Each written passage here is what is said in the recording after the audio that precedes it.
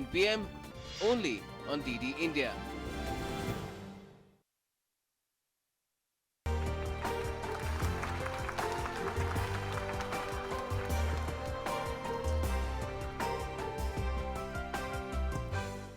Hello and welcome. I'm Ramesh Ramachandran and you're watching a special broadcast here on DD India. Now, over the last few days, we've been bringing you the very latest in US politics. We focused on Trump's State of the Union address. We analyzed what the Iowa election results mean for the Democrats as they're ready to take on Trump in the presidential election, which is due in November. So, continuing with our sharp focus on American domestic politics, I want to devote the next 30 minutes to get you all the very latest from the Trump impeachment trial. Now, the upper house of the U.S. legislature has voted to acquit Trump of all charges. It would come as a shot in the arm for Trump's re-election campaign. So, expect Trump to go all out to, well, trump the Democrats at the hustings. Now, how will Trump's acquittal change the political landscape in an election year? Will it set a new direction for American politics? We'll explore all that and more with our panel of experts in the studio. But first, I want to bring you up to date with the news so far. All right, U.S. President Donald Trump has been cleared in his impeachment trial, ending a bid by the opposition Democrat lawmakers to oust him from office. The trial bitterly divided the country. Trump survived what is only the third presidential impeachment trial in U.S. history. Now, Trump's Republican Party enjoys the majority in the upper chamber of the U.S. legislature. Therefore, it was expected that the impeachment motion would be voted down. And that is exactly what happened. The lawmakers acquitted Trump by 52 to 48 votes on the charge of abuse of power and by 53 to 47 votes on the charge of obstruction of legislature. The only surprise element of the proceedings was that Republican lawmaker Mitt Romney broke party lines and sided with Democrats in voting against Trump on the first article, that of abuse of power. The lower house of the legislature had impeached Trump in December for putting pressure on Ukraine to smear a potential White House rival in Joe Biden. In November this year, Trump would become the first impeached president to run for an election. Now, Trump was quick to tweet a mock cover of Time magazine which showed Trump as the U.S. president forever. Take a look.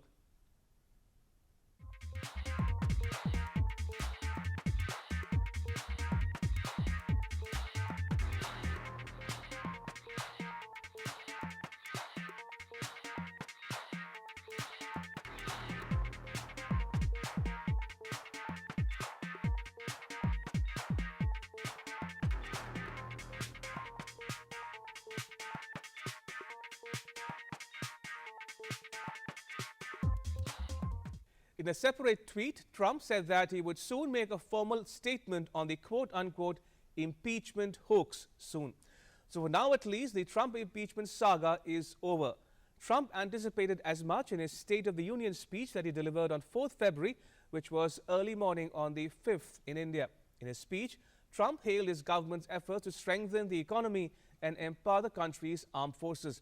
He claimed that the U.S. economy is at its best and unemployment rate at its lowest. I am thrilled to report to you tonight that our economy is the best it has ever been. Our military is completely rebuilt, with its power being unmatched anywhere in the world, and it's not even close. Our borders are secure, our families are flourishing, our values are renewed, our pride is restored. And for all of these reasons, I say to the people of our great country and to the members of Congress, the state of our union is stronger than ever before. The unemployment rate is the lowest in over half a century. And very incredibly, the average unemployment rate under my administration is lower than any administration in the history of our country. All right, my colleague Nick Harper now joins me from Washington, D.C. Nick, walk us through what happened in the Trump impeachment vote in the Senate and its outcome. 5 months of inquiries, committee hearings and a Senate trial. And US President Donald Trump has been acquitted of both charges against him: abuse of power and obstruction of Congress. The Democrats accused him of abusing his position by asking Ukraine for a favour at a time that he was withholding military aid to them to the tune of $400 million. He wanted them to investigate his political rival, Democrat Joe Biden, and his son. The Democrats also say that he then obstructed the subsequent inquiry by not allowing officials to appear to testify before committees.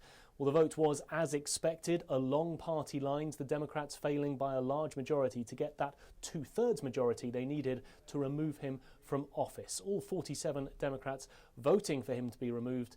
The Republicans, save one, voting for that not to happen. There was one revolt. Republican Senator Mitt Romney breaking with his party and saying that his boss should be removed from office. That's the first time that a senator has voted against their own party. Donald Trump is due to make an announcement lunchtime on Thursday. We're expecting a victory lap from him. He's already said that it's an opportunity to celebrate the victory of this impeachment hoax. As for the Democrats, though, they say they will continue their inquiries and they're hoping to subpoena officials, the possibility of bringing forward John Bolton, the former National Security Advisor, to testify before a committee on Capitol Hill. All right, Nick, thank you. That was my colleague Nick Harper reporting from Washington, D.C. Now, moving on, the complete results of the Iowa Democratic Caucus is still not available. Pete Buttigieg and Bernie Sanders were almost tied, with nearly all results counted in a contest marred by technical issues and reporting delays. The race remained too early to call when reports last came in. Democratic Party officials were scrambling to verify the remaining results 3 days after Iowans gathered at caucus sites across the state to begin choosing which Democrat will take on President Donald Trump in November. The chaos surrounding the results has undermined the impact of Iowa's election, which typically rewards winners with a surge of momentum heading into subsequent primary contests.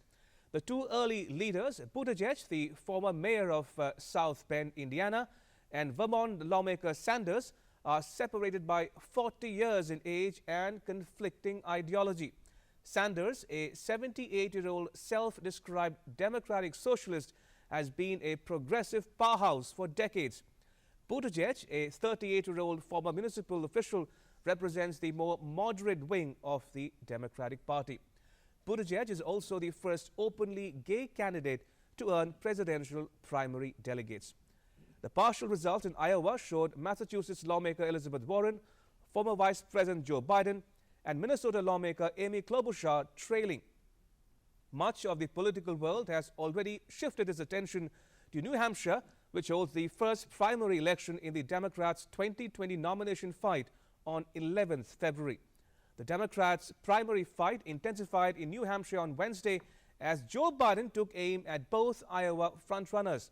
Biden said that Sanders was unelectable and that Sanders would hurt other Democrats on the ballot should he represent the party in the November election. Biden also said that it would be, quote-unquote, a risk to nominate Buttigieg because he hasn't been elected to a higher office than mayor.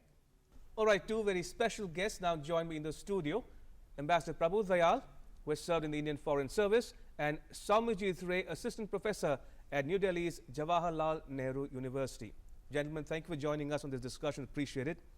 If I can come to you, Ambassador Dayal, first, how would you describe Trump's expected acquittal, and would you agree with him when he says the impeachment was a hoax? Well, Ramesh, you are absolutely right that the acquittal was on expected lines. This is so because in the Senate, the Republicans have a majority, while for the impeachment, a two-thirds majority of Senate members was required. Right. So the result was on expected lines. Of course, there are certain aspects that need to be underlined.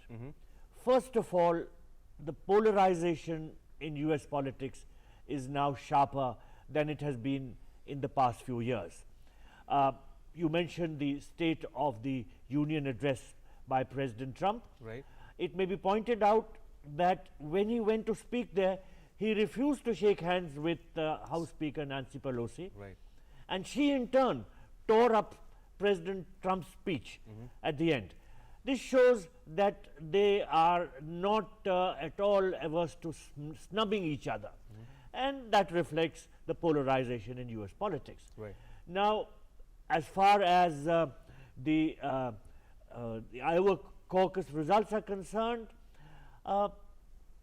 there is a long way to go between now and the actual nomination. Sure. But it is interesting that Buttigieg has emerged as a strong candidate because he was only regarded as a mayor of a small town in the Midwest. Right. And Ambassador, I'll come to Iowa caucus in a bit. If I can just bring in the other guest, Somajit Ray, to weigh in on this impeachment acquittal of Trump. How would you describe it, and do you think this has come with a shot in the arm for Trump's re-election campaign? Yeah, first of all, let me congratulate Donald J. Trump, 45th President of the United States, of being acquitted of all false charges brought against him by the Democratic Party in the House of Representatives, led by Nancy Pelosi, Speaker Pelosi. And I thank Chief Justice John Roberts for bringing this great drama to an end. And as I've always said, that there's a big difference between impeachment and removal from office. Right. In any case, he would never have been removed from office because Republicans were in a majority in the Senate. More so, what is more important here is the charges brought against President Trump were false. They were proved to be false. And even during the Senate trial, the Democrat House managers who were leading the impeachment managers, they were trying to mislead senatorial opinion, public opinion, and this acquittal had to happen. As for President Trump, this will definitely give a boost to him, and Democrats simply do not have a way to handle President Trump, to counter President Trump, and it is actually translated as not having a substantial candidate. All right, fair point. Ambassador Dayal, you've served in the US and you've seen American politics from very close quarters. Now, in 2016, very few people actually gave Trump a second term in office. But come 2020 election year, many people say that Trump is by far the leading candidate to win the 2020 elections come November. Your thoughts on the inevitability of Trump re-election? well, firstly, the Republican Party is quite solidly behind President Trump. Right. The party voted along expected lines, except Senator Mitt Romney, who voted against President Trump. So there may be some fault lines, but I think by and large the Republican Party is solidly behind President Trump. Okay. On the other side, the Democrats seem to be quite a divided house. There is no clear candidate till date, and there is a lot of infighting among the different Democratic Party camps. True. So this itself gives an edge to President Trump, and it is of course an advantage to be the incumbent president, and he enjoys greater visibility. There is a strong voter base support for him. His voter base remains intact. He is playing to his voter base, and I think by and large he is a very astute politician, and he is strengthening his support within his voter base. So yes, you are right. Indications are that perhaps he'll come back with a second term. But of course, there is a saying, there's many a slip between the cup and the lip. That having been said, it seems that President Trump has a better chance of securing a second term than the Democrats have of ousting him, going by present trends. Right. And Somajit, would you say that Trump's re-election is a foregone conclusion? And also a quick word from you about what Ambassador said, that the Democrat campaign seems to be in a disarray. They don't know who to prop up and whether it should be Biden or a Sanders. So your thoughts on the chaos and confusion within the Democratic Party as well? Yeah, as you said, Rameshji, that in 2016 no one gave Trump a second term. As I would say that in 2016 no one gave Trump even a first term. But even then he won and he became president of the United States. As for Democrats, as I told you, they don't have a clear candidate. They don't have a strong candidate. They don't know how to handle President Trump, how to counter him, how to defeat him, regardless of whosoever wins in Iowa, regardless of whosoever wins in New Hampshire. The person who is going to win the Democratic nomination in 2020, this year, is not going to become the president of the United States. That's absolutely, I'm certain you're about. Categorical on that count. I'm absolutely certain about. And other thing I would like to add, Sure. that I have a hunch that Democrats have something very big to hide about Vice President Biden and his son's business interests in Ukraine, and all this entire impeachment drama was regarding that. All right, fair point, interesting points there. Ambassador, talking about the 5 so-called frontrunners in Iowa as we wait for the results to come in, there's Bernie Sanders, there's Pete Buttigieg, there's Amy Klobuchar, Joe Biden, and Elizabeth Warren. In your estimation, Ambassador Dayal, who would be the best place to take on Trump come November, and why? Well, it's a very difficult call, purely because President Trump is on a very strong wicket. Buttigieg has an appeal to the youth, but there is a saying in America that it is the old who come to vote. In other words, many of his supporters may or may not show up on voting day. He does not have an appeal among some conservative Democrats. That is because he is openly gay. He has some experience, but then that is limited to being the mayor of a small city in the Midwest. True. Bernie Sanders seems to have increased his appeal and his voter base is expanding, but many question his democratic credentials as such. Joe Biden was considered the front runner, but then his candidature doesn't seem to be doing too well at the moment. Of course, the results of the Iowa caucus are still awaited. So in my view, none of the Democratic Party candidates are very strong when it comes to challenging President Trump, going by present indications. All right, Somerjit, since you mentioned that the Biden campaign may have something to hide in this election, is Sanders, according to you, too far left for some people's comfort within the Democratic Party? See, in the first place, Bernie Sanders is not a Democrat. He caucuses with Democrats in the Senate, but he is not a Democratic Party cardholder, a card-holding Democrat, as we say. And America is not prepared for a candidate who supports big government. Now, big government was discredited during the time of Bill Clinton. So they would not, even Bill Clinton as president had accepted almost the entire agenda of the Republican Congress during his term as America's president. The Republican Congress had actually forced him to do that, and he had no problem in any case. But so America would not like to go back on that. They would not like to elect someone who openly supports a very strong welfare state, government spending, a tax and spend government, as they would say. And he is more tax and spend even than Hillary Clinton. So even Democrats would like, even as Ambassador said, even conservative Democrats would have reservations about Bernie Sanders. So and as for the other candidates, they don't have an America-wide presence. That is very important. If you want to win the primaries, and if I can go back to the 1968 primary, where the mayor of Chicago, Richard Daley, had said, the primaries matter, the primaries matter, the primaries matter. He had said that 3 times, even to a strong candidate like Bobby Kennedy. So these candidates stand no chance as far as the primaries are concerned. I don't think that they will make an all-America presence felt at the time of the convention, whenever it comes. Sure. Ambassador Dayal, since you have served in the US, how does it work for the Indian embassy or consulates? Would they be reaching out to all or most Democratic candidates just to keep up their relationship, so to speak, with them? Or would they not be reaching out to them at all?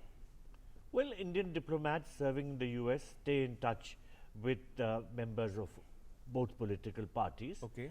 Uh, we do not have a political bias, Sure. so to say. Sure. But of course, those who are posted in the Indian missions keep an ear to the ground and Right. report to government how things are going. Right. I may also mention that the economy in the United States is doing pretty well, and that is a factor which could influence the outcome of the elections. And of course, President Trump has been pointing out time and again that the economy has never done better before, and that the credit naturally is being taken by him.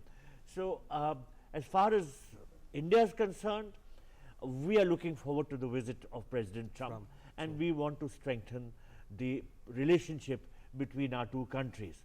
And I think the trends are that the relationship will gain on account of the forthcoming visit. Right, and that gives me a perfect segue into my next question to Somajit. Somajit, now Trump, as Ambassador said, is visiting India soon. What might a second Trump term in office mean for India, and what might be the next big idea in India-US ties going forward? See, in any case, if President Trump wins a second term, and I have high hopes that he will, I believe that he will, India will find a natural ally in President Trump. He will be an ally in the war against terror, and even. But as far as businesses are concerned, I personally believe, and it is limited only to me, when Trump says that he will bring the jobs back, and when our Prime Minister says that make in India, there may be a contradiction between the two. A friction may arise as far as the economy is concerned. And President Trump is someone who, I use the term, who segmentizes his relations. He may be very good with India with regard to. Is it transactional? Yeah, because what I'm saying is that he may be very good to India as far as a war on terror is concerned. He may not be very good to India regarding the economy. So that is what I mean when I say that he segmentizes his relations. He believes that each and every issue must be dealt with on merit, regardless of the country with which he is dealing. All right, one last round of questions to all my guests. Ambassador Dayal, how would you describe Trump's 3 years in office so far? Well, I would say that there are mixed impressions that I have. On the one hand, America has appeared divided as it has not been since several years, partly because, of course, all the controversy centering around President Trump himself, including the impeachment process. There is, of course, this very strong America First slogan and policy directive that President Trump has been acknowledging and propagating. And I think that is visible in every sense, and I think he has changed policies in regard to a number of issues. He has shown that he can act from strength. For instance, he abrogated NAFTA and has now changed it to the USMCA, showing that it's again America first. US comes first in this nomenclature. He is very keen to pull out American troops from Afghanistan, also from Syria. Of course, there are hurdles in that regard. He has not hesitated to take tough action against what he perceives are America's adversaries. So I think there is a certain firmness which has been shown by the US administration, though this has been discomforting to many other countries. But by and large, I think what is very important for us is that the relationship with India is smooth and is poised to become better. All right, I'll give you the last word. Your thoughts on the Trump presidency so far and the road ahead for India-US ties. See, as far as Americans are concerned, as far as the mainstream Americans are concerned, I know that there is enormous support on the ground for President Trump. If you go to social media, there is huge support for President Trump. He's putting America first, making America great again. That has actually really touched a chord with the mainstream Americans. Now, as for other countries, what other countries think about him, what other countries think about this election. They are not in a position to influence the election. They are, in any case, they really don't matter.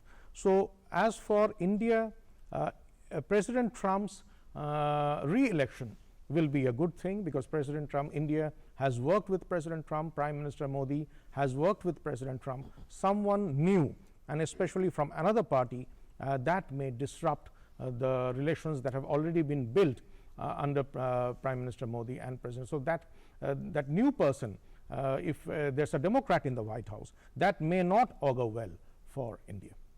All right, on that note, Somajit Ray and Ambassador Prabhu Dayal, thank you so much for joining me in the discussion. Appreciate it. Thank you for your time. Thank you. And that's a wrap on this special broadcast, but news continues here on DD India.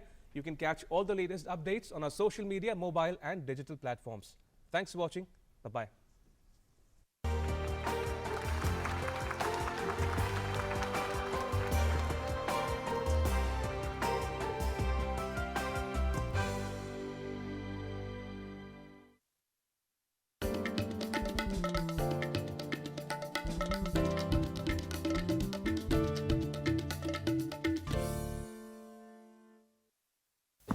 विशाल है ना, इसका सब proper चलता है। कल उसके bank account में 15,000 रुपए का फ्रॉड हुआ है, पता है?